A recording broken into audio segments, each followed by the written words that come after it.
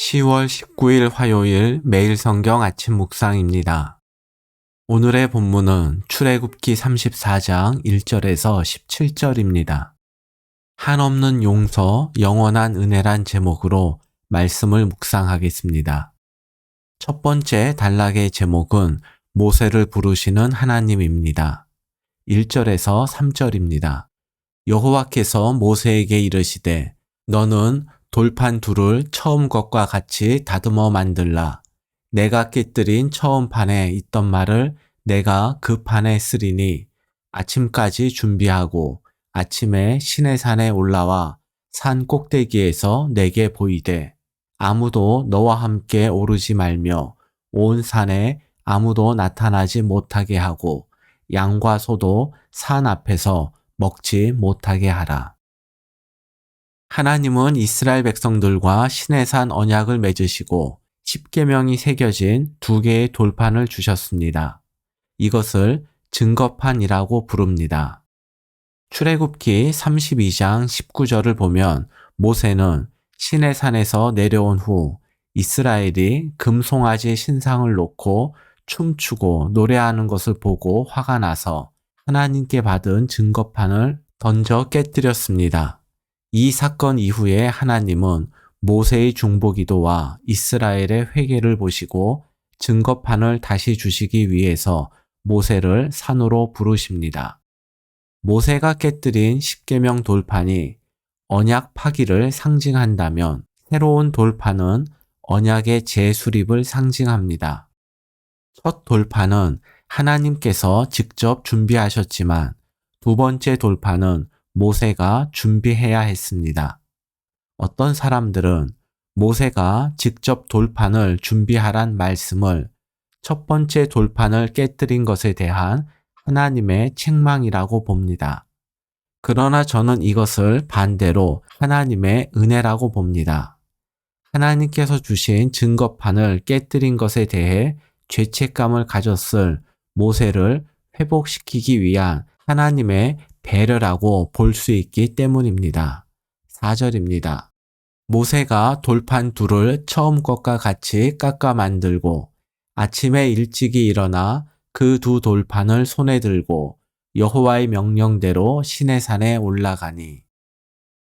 모세는 아침까지 돌판을 준비해서 시내산에 올라오라는 하나님의 말씀을 듣고 처음 돌판과 동일한 돌판을 만들어 아침 일찍 시내산에 올라갔습니다. 아마도 하나님의 말씀을 들은 직후부터 밤을 새워 돌판을 깎아 만들었을 것입니다. 하나님께서 주신 2번째 기회가 감사해서 힘든 줄 모르고 만들었을 것입니다. 이처럼 하나님은 우리가 넘어지고 실패한 자리, 바로 그곳을 회복의 출발점으로 삼으십니다. 돌아볼 때 후회되고 가슴 아픈 순간들은 분명 아픔의 시간일 것입니다. 그러나 그 시간에 하나님 말씀을 붙잡고 순종할 때 실패한 자리와 아픔의 시간은 하나님께서 베푸시는 회복의 시간과 은혜의 자리로 바뀔 것입니다. 하나님은 밤새 돌판을 만들어 하나님 말씀대로 아침 일찍 시내산에 오른 모세에게 하나님에 대해서 말씀하십니다. 새번역 성경으로 6절과 7절을 보겠습니다. 나 주는 자비롭고 은혜로우며 노하기를 더디하고 한결같은 사랑과 진실이 풍성한 하나님이다. 수천대에 이르기까지 한결같은 사랑을 베풀며 악과 허물과 죄를 용서하는 하나님이다. 이 말씀은 이스라엘이 비록 언약의 말씀을 지키지 못하더라도 그들을 용서하며 영원히 함께 하시겠다는 약속입니다. 동시에 이것은 어제 본문에 나왔던 이 족속을 주의 백성으로 여기소서라는 모세의 간구에 대한 하나님의 응답이기도 합니다. 이어서 하나님은 그러나 나는 죄를 벌하지 않은 채 그냥 넘기지는 아니한다. 아버지가 죄를 지으면 본인에게 뿐만 아니라 3, 4대 자손에게까지 벌을 내린다고 말씀하셨습니다. 우리는 여기서 왜 아버지의 죄를 3, 4대 자손에게까지 내리냐고 문제 제기를 해서는 안 됩니다. 하나님의 은혜와 사랑은 수천 대에 이르기까지 끝이 없지만 하나님의 징계는 3, 4대 만에 끝이 난다란 뜻입니다. 그리고 하나님의 백성을 향한 하나님의 징계는 심판이 아니라 그 사람을 하나님의 자녀로 사랑하신다는 표지입니다. 만약 내가 잘못된 길을 가는데도 하나님께서 징계하지 않으신다면 둘째 아들이 돌아오길 기다리는 아버지처럼 하나님께서도 우리가 돌아오기를 애타게 기다리고 계심을 잊지 마십시오. 반대로 나의 잘못에 하나님께서 엄하게 징계하신다면 하나님의 징계는 우리를 바른 길 가게 하시려는 아버지의 사랑과 은혜임을 기억하고 속히 잘못된 길에서 돌이킬 수 있어야 합니다. 8절과 9절입니다. 모세가 급히 땅에 엎드려 경배하며 이르되 주여 내가 주께 은총을 입었거든 원하건대 주는 우리와 동행하옵소서. 이는 목이 뻣뻣한 백성이니이다. 우리의 악과 죄를 사하시고 우리를 주의 기업으로 삼으소서.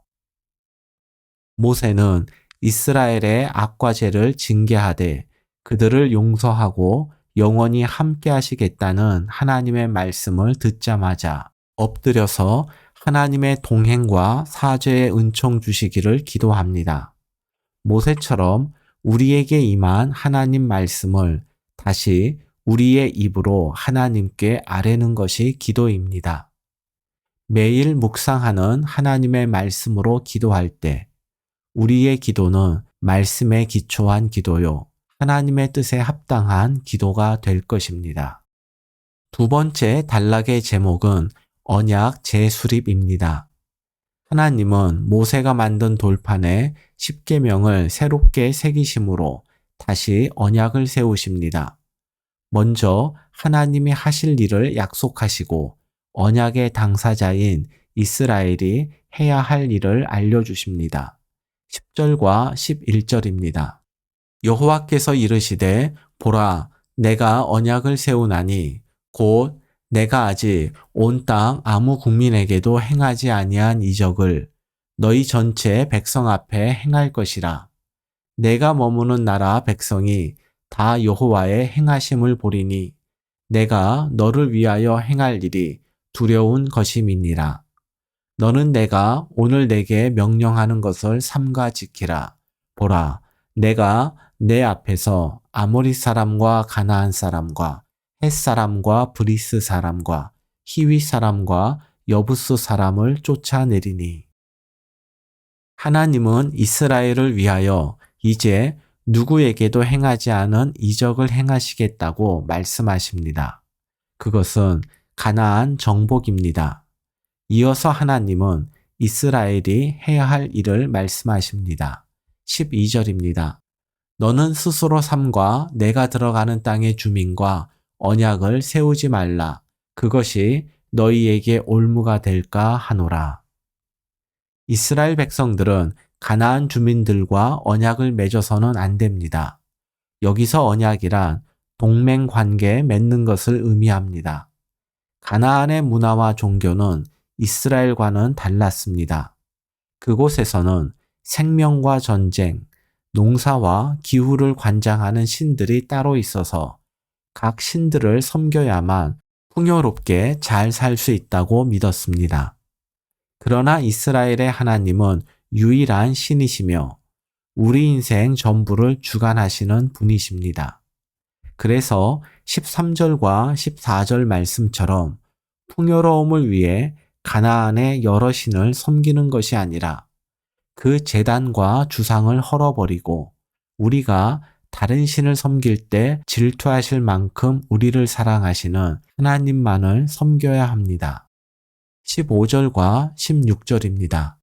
너는 삼가 그 땅의 주민과 언약을 세우지 말지니 이는 그들이 모든 신을 음란하게 섬기며 그들의 신들에게 제물을 드리고 너를 청하면 내가 그 제물을 먹을까 함이며 또 내가 그들의 딸들을 내 아들들의 아내로 삼음으로 그들의 딸들이 그들의 신들을 음란하게 섬기며 내 아들에게 그들의 신들을 음란하게 섬기게 할까 함이니라.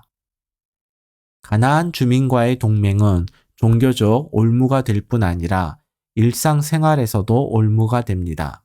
그래서 하나님은 언약의 당사자인 이스라엘에게 가나안 주민과 언약을 하지 말 것을 말씀하신 것입니다. 하나님과 이스라엘이 다시 맺은 언약에 따르면 하나님이 하실 일은 이스라엘을 위한 것입니다. 그리고 이스라엘이 해야 할 일도 이스라엘을 위한 것입니다. 이것이 하나님이 당신의 자녀와 맺은 언약의 특징입니다. 이 언약의 특징을 잊어버리면 하나님 말씀이 따르기 어렵고 부담스럽게 느껴지지만 이 특징을 기억한다면 하나님 말씀은 결코 무겁거나 부담스럽지 않고 우리의 행복을 위해서 베푸시는 하나님의 은혜임을 깨닫게 될 것입니다. 화면에 나오는 말씀처럼 우리를 향한 하나님의 명령과 규례는 우리의 행복을 위한 것이기 때문에 결코 무겁지 않습니다. 오늘의 말씀 요약입니다. 하나님은 우리가 넘어지고 실패한 자리에서 하나님 말씀을 붙잡고 순종할 때 실패한 자리와 아픔의 시간을 회복의 시간과 은혜의 자리로 바꾸어 주십니다. 하나님의 용서는 끝이 없고 은혜는 영원합니다. 하나님의 명령은 언제나 우리의 행복을 위한 말씀입니다. 이것은 모두 우리를 향한 하나님의 크신 사랑의 표현입니다. 오늘의 한 줄 기도입니다. 우리의 욕심이나 생각이 아니라 하나님 말씀을 붙잡고 기도하게 하소서.